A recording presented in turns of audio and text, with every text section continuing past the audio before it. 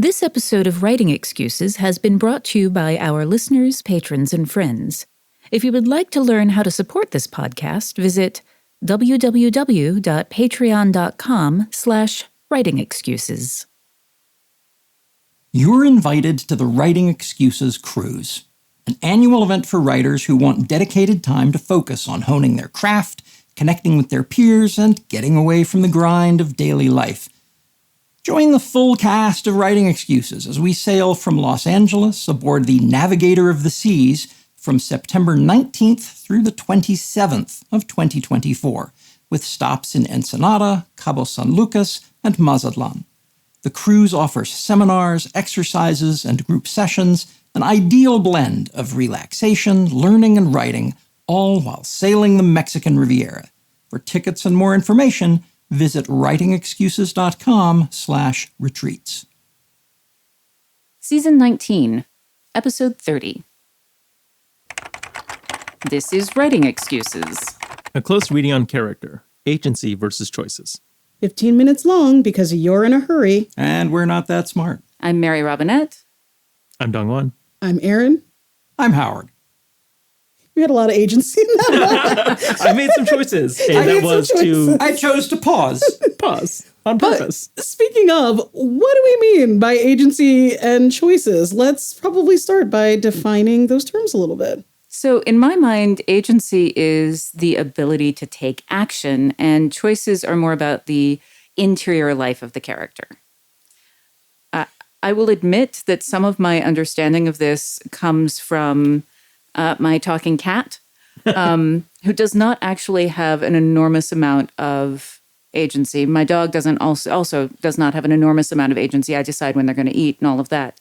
My cat, when she goes up to her button board, will press buttons and it's like, I'm concerned about the fate of the world. And my dog goes up to the button board and is like, here, friend. So my cat has this interior life. My dog really does not. My cat makes choices. My dog just kind of reacts to things. And when I think about characters, that I used to think that I needed to pick the character that had the agency, the one that could make the most change in their life.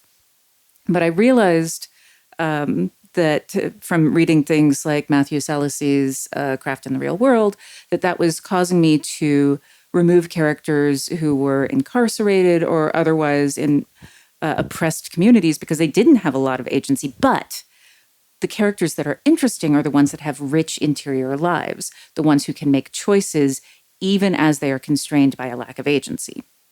Yeah, there's a great essay that I read about this called We Are the Mountain by Vida Cruz. And it talks about how so many fantasy stories will be about somebody like leaving the small town to go like off in adventuring. But what about the people, when their town is destroyed by a dragon? But what about the people who are still living in the town destroyed by a dragon who are just having to get by?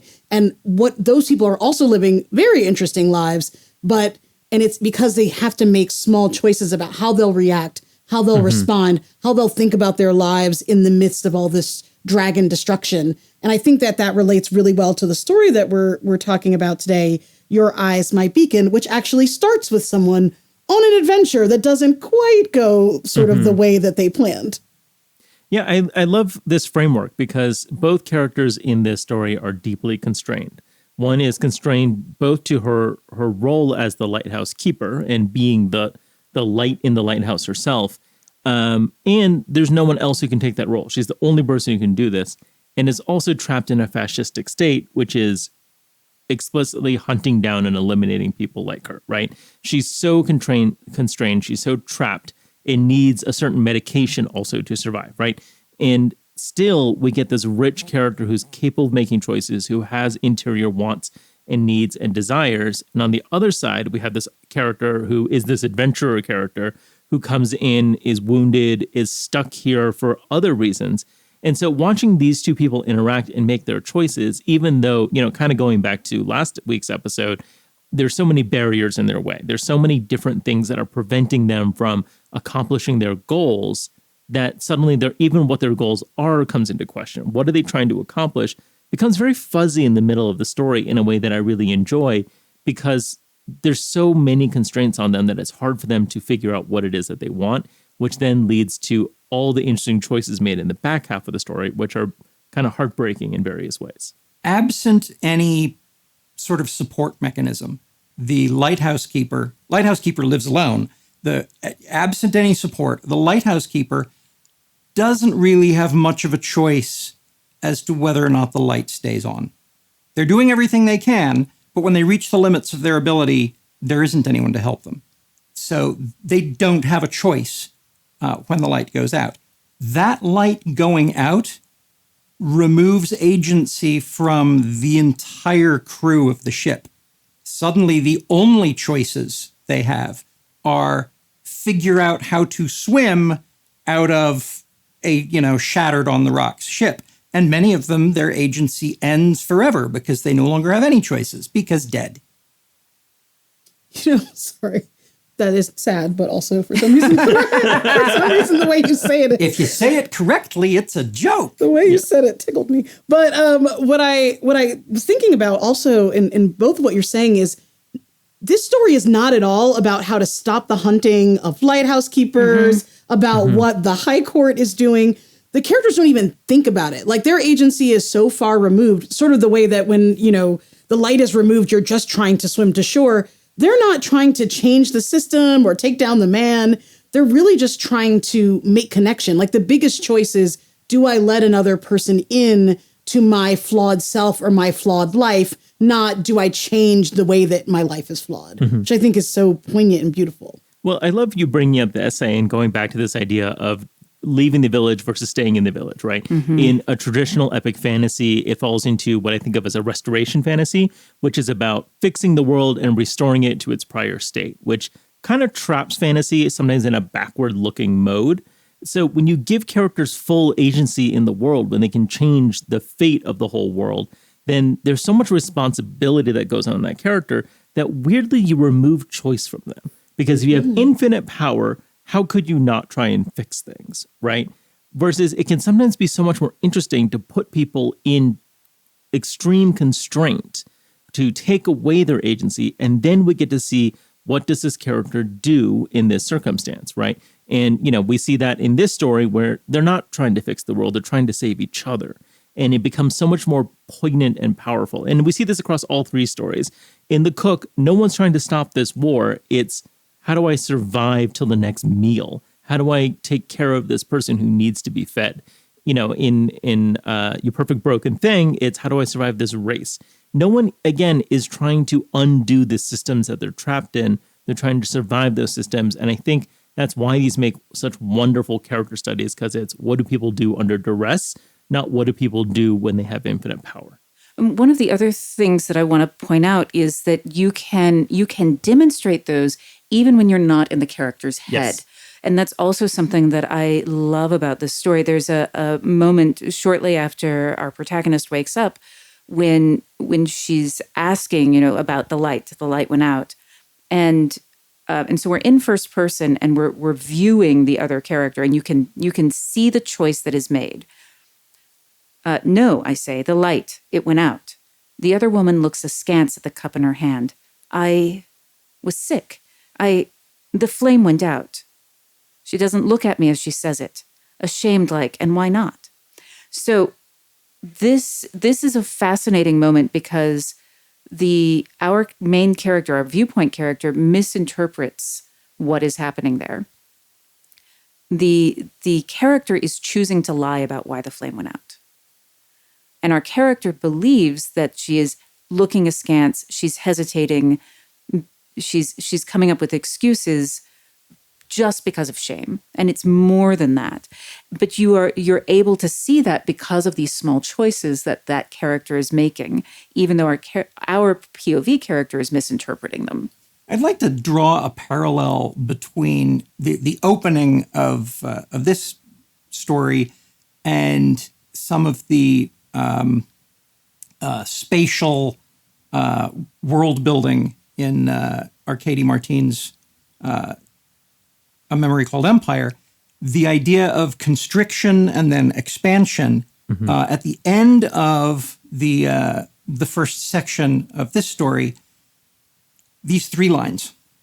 I have only 2 coherent thoughts in the frigid darkness. Do not get hit by the ship. Where did the light go? In that moment, she really only has one choice. Swim in a direction that gets me hit by the ship, or swim in a direction that doesn't get me hit by the ship. And because there's no light, I don't even know which choice I'm making. It is very desperate. It is the most desperate possible narrowing of a person's choices, because you get to make a choice, but you don't even know what it will do. When we get to the end of the story, where we are answering her question, finally, where did the light go? She makes a choice to do something about the light. And it's a whole series of choices. There's a myriad options that she has along this path in answer to the question, and to help make sure that nobody else has to make the choice about swimming or not swimming out from under the ship. And with that, we are going to make the choice to take a break, and then we will be right back. I have a new short story out in Uncanny Magazine. It's called Marginalia, and it gets its name and setting from the doodles in medieval manuscripts. Have you seen the ones with knights fighting giant snails? So I thought, what if the reason those were in so many manuscripts was that there were actually giant snails and knights had to defend against them, and we don't know about them today because they were just hunted to extinction. I'd love it if you'd hop over to Uncanny and read it. That's Marginalia by me, Mary Robinette Kowal. Yeah, picking up with what Howard was talking about before the break, taking this idea of compression and expansion into this story and how it applies to agency and choice is also, I think, really fascinating, because the pivotal moment in this story is when agency is restored to our protagonist, right? When the pirate gets to rejoin her crew and go back out into the world and live the life that she ostensibly wants. And one of the heartbreaking moments is that she chooses that. She chooses to do that instead of staying with the lighthouse keeper, instead of staying with Audie. She goes out into the world and reclaims her agency. And it's a terrible choice, and it doesn't work. And she suffers for it, and Audie suffers for it. And then people can't pass through this area, so they're suffering for it too. And it's such an interesting moment, again, where C.L. Clarke is so good at this thing where I understand it's, oh, of course she chose that. How could I have expected her to choose differently? But it's still so disappointing and heartbreaking that she does. And this is a thing that's really great with character stories, is that often a character will fall back into their old wants and goals, their old patterns. It's something we see with people too, that there's a pattern that has served you, that was comfortable. And if a character is stressed or pressured, they don't re-examine whether or not that's still going to serve them. And if Seago had paused to examine it, like had really taken the time to say, wait, is this what I still want? Then may have made a different choice. But confronted with, oh, this is familiar, goes with the familiar, goes with the old pattern and leaves. In many story forms, we see what we've called in Writing Excuses episodes, we've used the term armbar, where term that comes to us from hand-to-hand combat. You put someone in an armbar and you are now compelling them to move in a certain direction.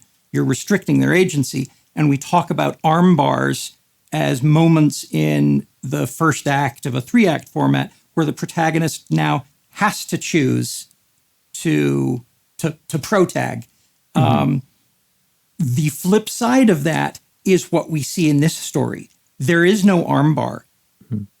She makes what we would argue is the wrong choice, and then looks at the consequences of that choice and examines her life. And because of the breadth of agency she still retains, is able to make the choice that answers the question about where the light went. Mm-hmm. And I love how resistant these are to traditional ideas of the hero's journey, right? The refusing the call to adventure is the right choice in all 3 stories. All 3 stories are about choosing domesticity, choosing love, choosing care over choosing heroism and violence and participating in the systems that are oppressing people. And I think that's so beautiful, the way the author contrasts the agency and the choice in that way. Yeah, it makes me think about, what is this a fantasy of? So a lot of times I think of big hero's journey as being the power fantasy. I have the fantasy to change the world. Like, I can do that in this book. And to me, this is a fantasy of vulnerability, and it's a fantasy of connection. And I think that in some ways it is almost scarier, because that's the thing that we can relate to, or at least I can more in my individual life. The choice to let someone in, the choice to do the thing where you are vulnerable to another person is more my life experience and the ability to change the entire nature of reality. And I think that knowing what your story is a fantasy of, and that there are many different things that it can be. It can be a story of like big stakes and big changes, or big stakes and small changes, but the stakes are no less large for that difference. Yeah. And it's so fragile, right? Audie needs medication. There's such a strong metaphor here for chronic illness. They're at threat from the state. There's all of these things where Seago is making these choices that are so counter to going off on an adventure. In the way it's portrayed here, is it so much scarier than going into the world and raiding whatever she's doing on this ship that Audie thinks of as being a pirate, right?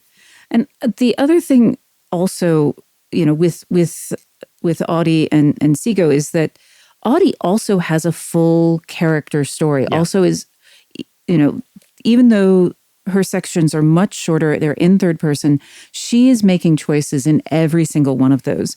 So there's a acronym that I've used in previous seasons called DREAM, which is denial, resistance, exploration, acceptance, and manifestation. And this happens for Audie. When we first start in that first section, she's very much like, I do this alone and I can do this alone. And she's in denial that she needs help. She's in denial that this is something that is more than one person. She had a family. She's doing it alone. She's in denial. Then when the stranger comes, when Seago comes, she goes into resistance, that she's still alone, or she still believes that she can do the job alone, but she doesn't object to having company. So when we are in resistance, she is not upset at the prospect of company when the wind blows in. And that's that she's still in resistance, but she's starting to let the idea of someone else exist. Then we get to exploration, where we try out the idea of what would it be like if someone else knew. And that's when that exploration is, as she's letting Seago help around the property, doing the different chores, it's like, oh, this does make it easier. And then we get to acceptance. There's such a moment here that I really love, and it's when Seago has stepped away to go get the medicine from town, and we know that she's not going to, I guess we don't know at this point she's not going to come back, but that's the next moment.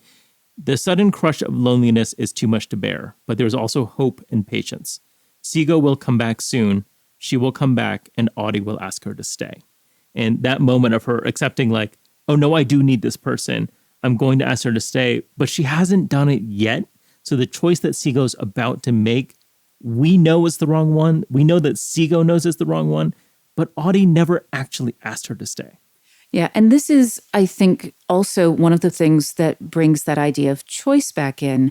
Had Audie made that choice to ask, then the tragedy would not have continued to unfold. And by leaving, Seago has removed that tiny piece of agency from Audie, because now she no longer has the ability to ask. So that's part of what happens there.